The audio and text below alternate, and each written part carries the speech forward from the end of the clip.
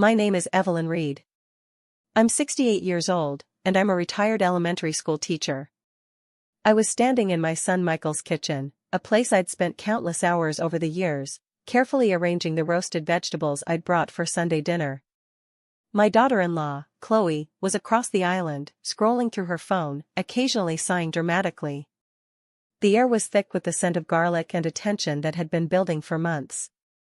I'd just gently suggested that perhaps we should use the family's antique serving platter for the turkey, a platter that had graced our holiday tables for 3 generations. Chloe looked up from her screen, her eyes narrowed, and she said, with chilling clarity, "Evelyn, you're not family. We do things our way now." The words hung in the air, sharper than any knife. My hands, still holding the warm ceramic dish, froze. I felt a cold knot tighten in my stomach, a familiar ache that had been growing since Chloe married Michael 8 years ago.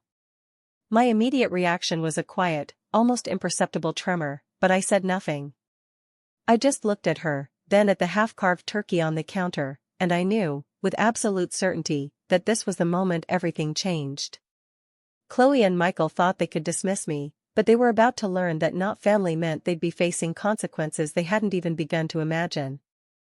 To understand why those words hit so hard, and why I reacted the way I did, you need to know a little about how we got there. Michael was my only child, and we'd always been incredibly close. After his father passed when Michael was just 15, it was just the two of us, navigating life, supporting each other. We built a strong bond, based on mutual respect and a deep understanding. When he met Chloe in college, I was thrilled for him. She was bright, ambitious, and initially, seemed to genuinely love Michael. I welcomed her into our small family with open arms, eager to share our traditions and create new ones. One of those traditions was the old, leather-bound cookbook, passed down from my grandmother, filled with handwritten recipes and notes. It was a tangible link to our past, a symbol of the warmth and nourishment we shared. I'd given it to Michael and Chloe as a wedding gift, hoping it would inspire them to continue our culinary heritage. Chloe had smiled politely, then tucked it away in a drawer, saying, "Oh, how quaint. We mostly just order takeout." That was the first small crack, a hint of the dismissiveness to come. Over the years, the cracks widened. Chloe's ambition often manifested as a subtle disdain for anything she considered old-fashioned or unproductive. This often included my ways, my home, and even my advice. She was very good at making you feel like you were slightly out of touch, a little bit of a burden, without ever overtly saying it. Michael, who had always been so strong and independent, seemed to shrink under her influence. He'd laugh uncomfortably at her jokes about my vintage decorating style or my fussiness over holiday meals, never quite defending me. I'd host every major holiday, providing all the food, the decorations, the cleanup, while Chloe would arrive with a single bottle of wine and spend most of the evening on her phone, occasionally making a pointed comment about how much work it all was. I'd tell myself she was just young, just busy, just finding her footing. What I didn't understand yet was that she saw me not as a mother-in-law, but as a convenient service provider. The financial expectations started subtly. First, it was a request for a loan to help with a down payment on their first house, which I gladly provided, never expecting to see it back. Then, it was help with their children's private school tuition, which they couldn't quite afford on their salaries. I dipped into my retirement savings, reasoning that my grandchildren deserved the best.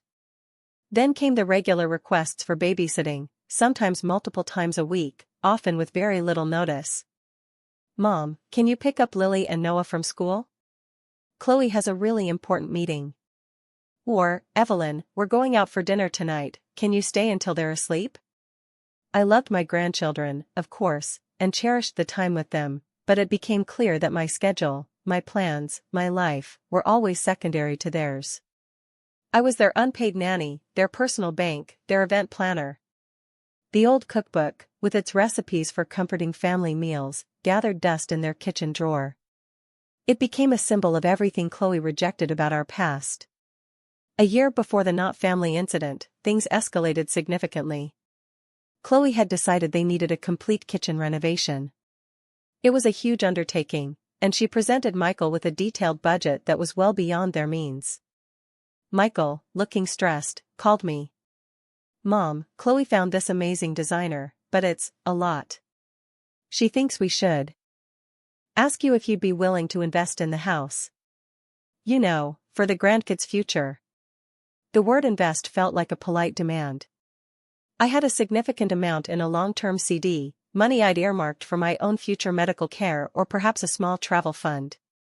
I hesitated, but Michael's pleading tone, and the thought of my grandchildren having a beautiful home, swayed me.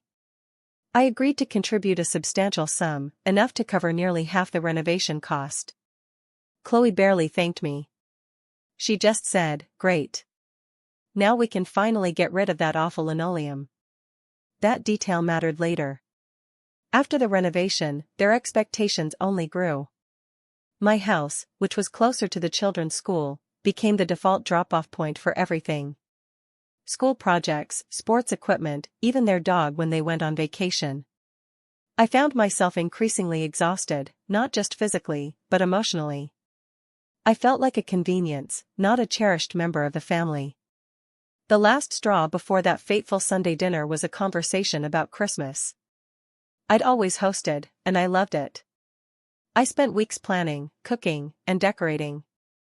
This year, Chloe announced, "We're thinking of going to Aspen for Christmas. It would be so much less stress than the usual production." She looked directly at me. "Of course, if you want to come, you'd be welcome to contribute to the cost of the chalet. It's quite pricey." The implication was clear: if I wanted to be part of their Christmas, I had to pay for it. I felt a cold certainty settle over me then.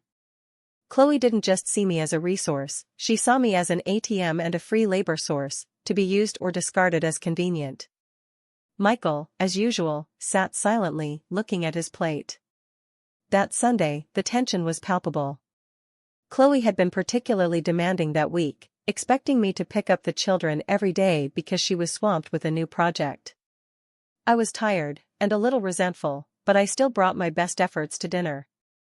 The antique serving platter was something I truly valued, a piece of our family history. When I suggested using it, it wasn't about control, it was about sharing something meaningful. But Chloe's words, "Evelyn, you're not family. We do things our way now," crystallized everything.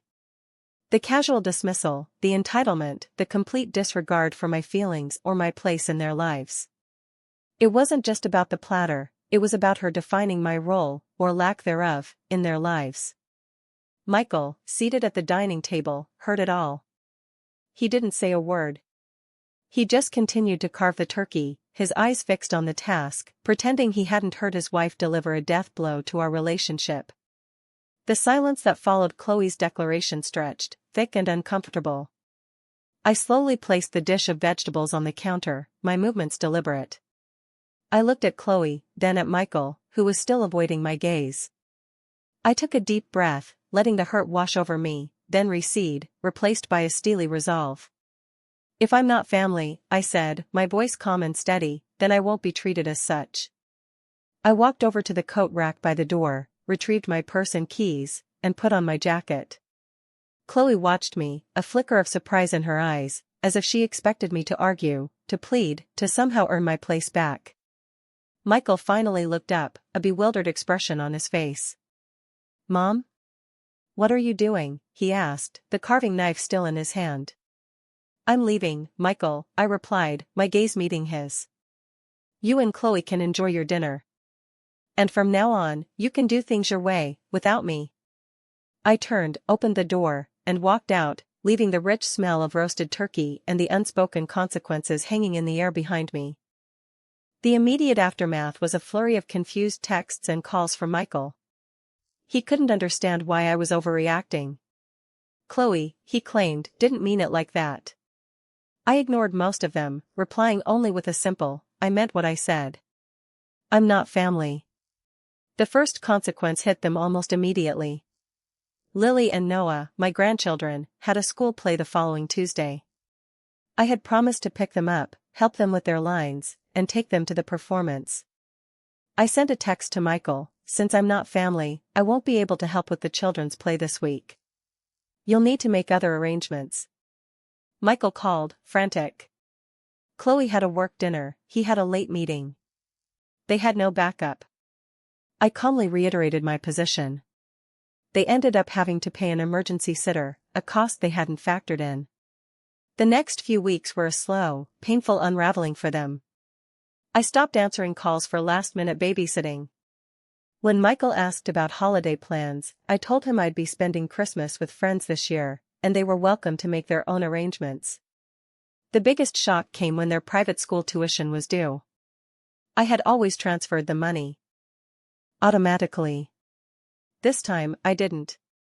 Michael called, panicked, reminding me of my investment in their children's future. Michael, I said, I invested in your house, which Chloe now considers theirs. My support for the children's tuition was a gift, a gesture of family. Since I'm not family, those gifts have ceased. They had to scramble to cover the tuition, dipping into savings they'd earmarked for a vacation. I also quietly changed my will, removing any specific bequests to Michael and Chloe, instead setting up a trust for my grandchildren that they could access when they were adults, ensuring the money would truly benefit them, not just be absorbed into Chloe's renovation plans. The biggest consequence arrived about 3 months later. Chloe had taken a new job, which required frequent travel, and Michael's work schedule had become unpredictable. They had relied on me for childcare, for managing household emergencies, for everything. Now, they were paying for after-school care, a weekly cleaning service, and an occasional dog walker. The costs added up, and their carefully planned budget was collapsing. Michael called me one evening, his voice tired and strained. "Mom," he began, "Chloe and we're really struggling. We miss you. The kids miss you. We need your help." I listened patiently. "Michael," I said, "I'm glad you miss me. I miss the family we used to be. But Chloe made it very clear that I'm not family. And I've accepted that. I found a new rhythm, a new peace. I'm no longer available to be a convenient resource." He was silent for a long moment. "But, what about the house? The kitchen?" he finally asked, the renovation I'd paid for clearly on his mind. "That kitchen is yours now, Michael," I told him gently. "Enjoy it." I heard a sigh, a sound of defeat. He didn't ask me to come back, not really. He was asking me to resume my role as their safety net, their unpaid help. But that wasn't an option anymore. My life had changed. I joined a book club, started volunteering at the local library, and even planned a trip to Italy with a friend. My days were mine again. I still saw my grandchildren, of course, but on my terms. We'd meet for ice cream, or I'd take them to the park, just the three of us. Chloe and Michael were rarely present, too busy navigating the consequences of their own choices. The old family cookbook, the one Chloe had dismissed, now sits on my kitchen counter. I've been adding new recipes to it, recipes I've discovered on my own adventures, for meals I now cook for myself, or for friends who truly value my presence. It's no longer a symbol of what was lost, but of the life I've reclaimed.